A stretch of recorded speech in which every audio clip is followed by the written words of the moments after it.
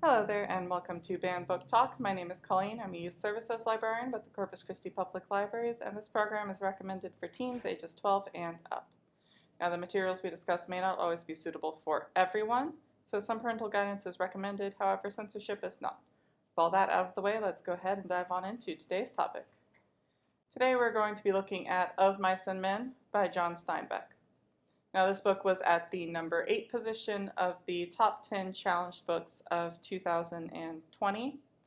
Now, if you're thinking, hey, you skipped to number 9, number 9 was The Bluest Eye by Toni Morrison, and I've already done a video covering Toni Morrison's works. So if you want to see a video on that, you can go down the playlist a little bit and find that video on the works of Toni Morrison. So today we're focusing on number 8, which was Of Mice and Men. So John Ernest Steinbeck Jr.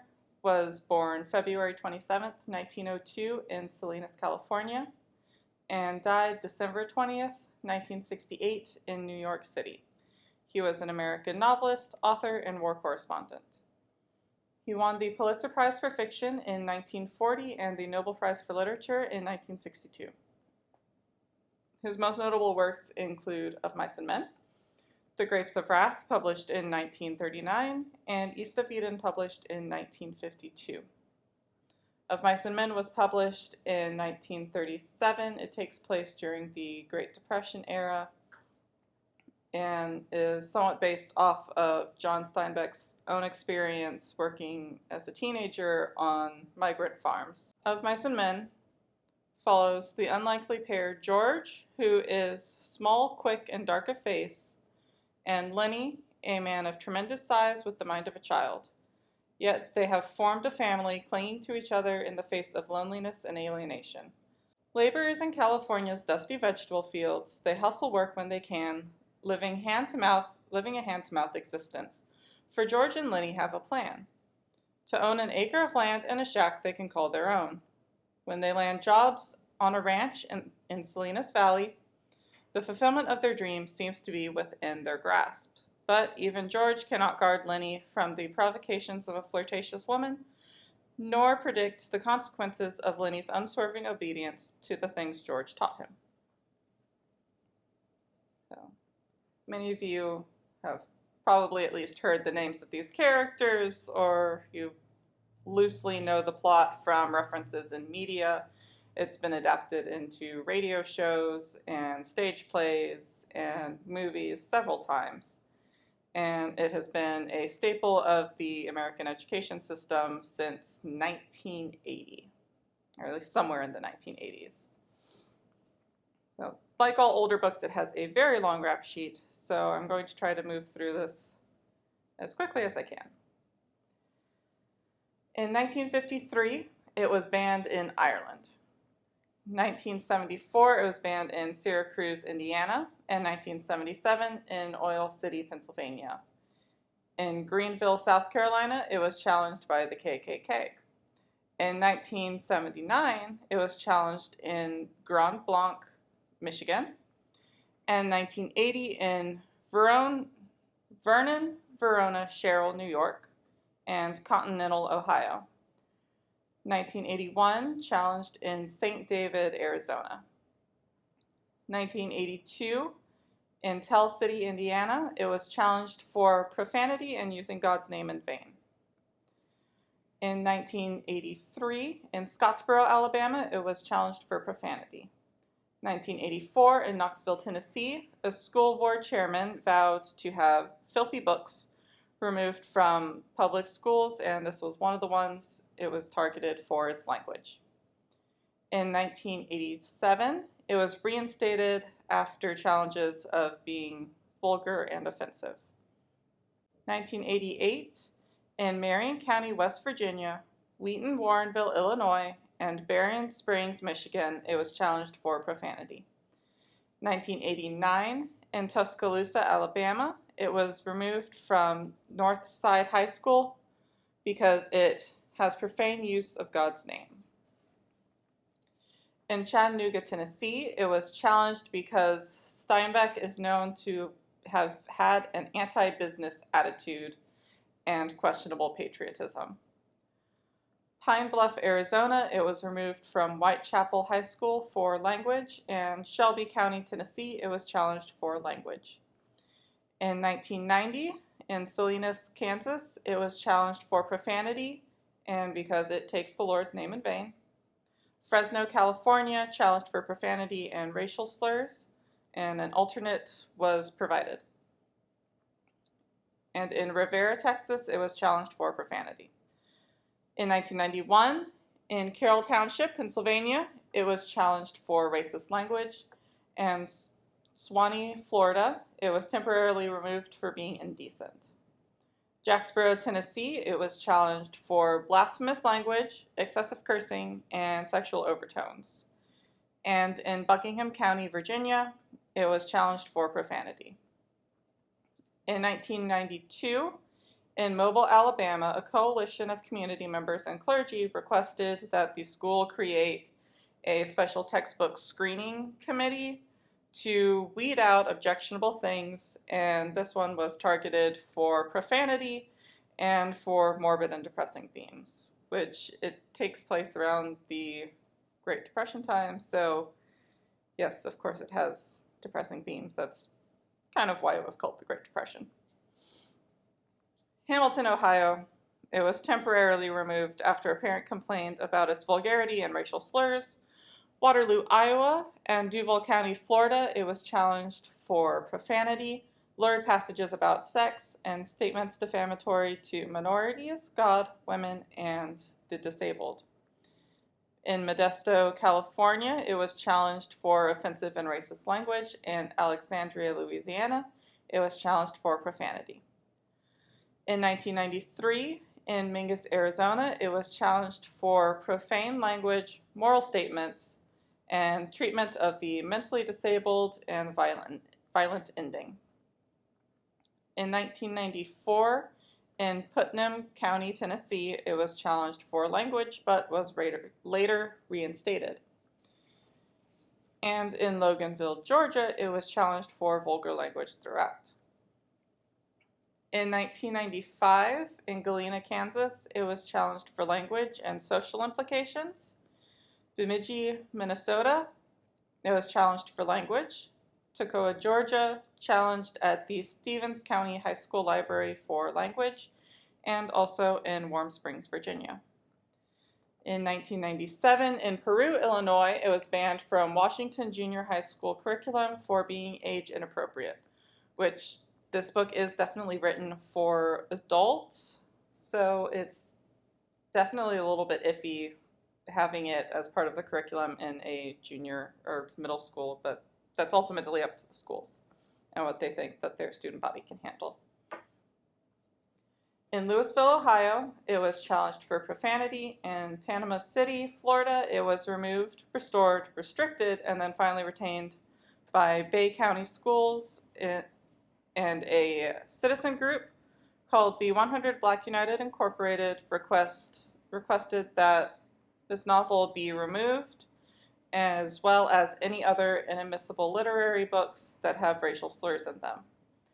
And then in St. Cloud, Minnesota, it was challenged at Sauk Rapids Rice High School because of claims that it led to racist behavior and racial harassment, which in that situation, there definitely needed to be measurements and trainings done by the school and teachers to be able to handle discussing sensitive materials and how to create a safe environment for those discussions. In 1998, Oakley, California, it was challenged in O'Hara Park Middle School for racial stereotypes. In Bryan, Arizona, it was challenged because of a parent's complaints that the book takes God's name in vain 15 times and uses Jesus' name lightly. It was also challenged in Barron, Wisconsin. In 1999, in West Middlesex, Pennsylvania, it was challenged for profanity. In Tomah, Wisconsin, it was challenged for violence and obscenities.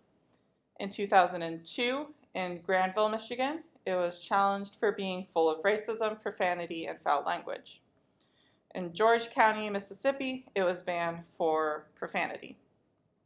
In 2003, In Normal, Illinois, it was challenged in the community high school for racial slurs, profanity, violence, and because it does not represent traditional values.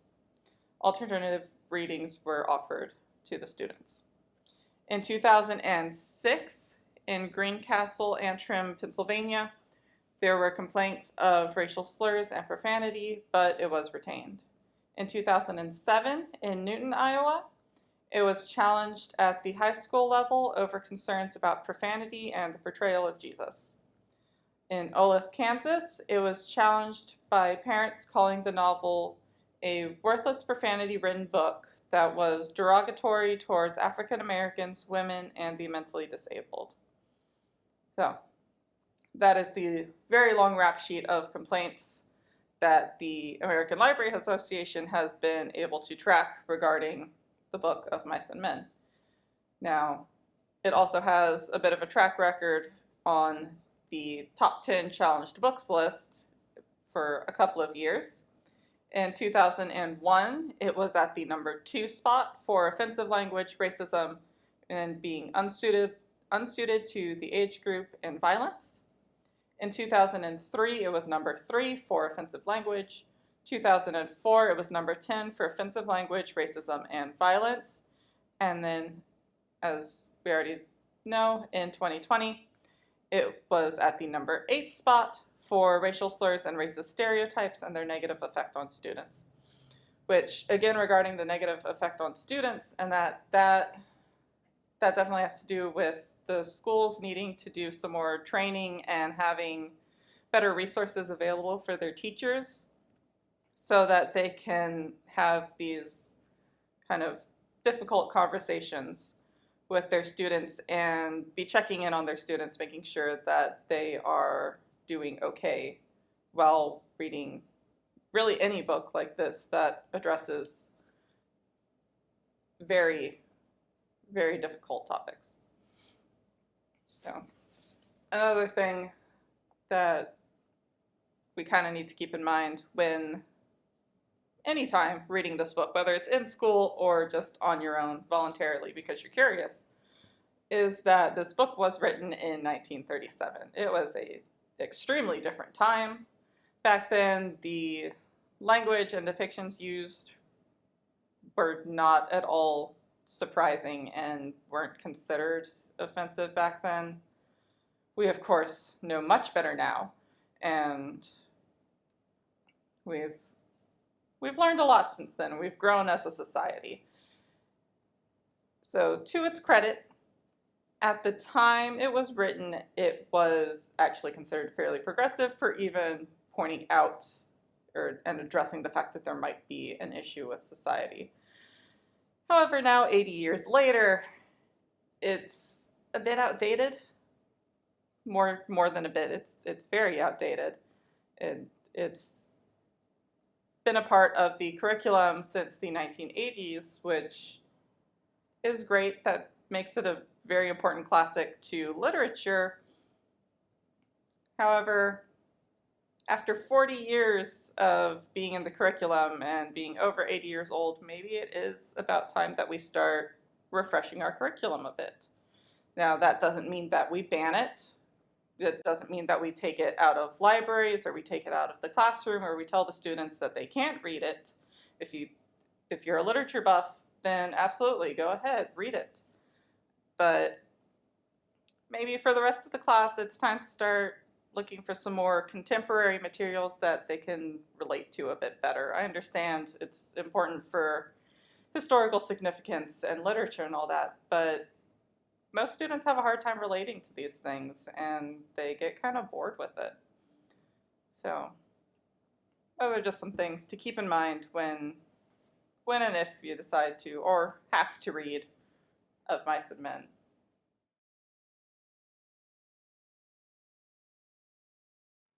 So, as always, remember that not everyone's going to like every book, but just because you don't like a book doesn't mean that no one else ever will. And likewise, not everyone's going to like your favorite book either. You don't have to like every book that you read, and you don't have to finish every book that you start. If you can't get through it, put it down and walk away. You at least gave it a try. but never deny anyone their right to read and enjoy the material.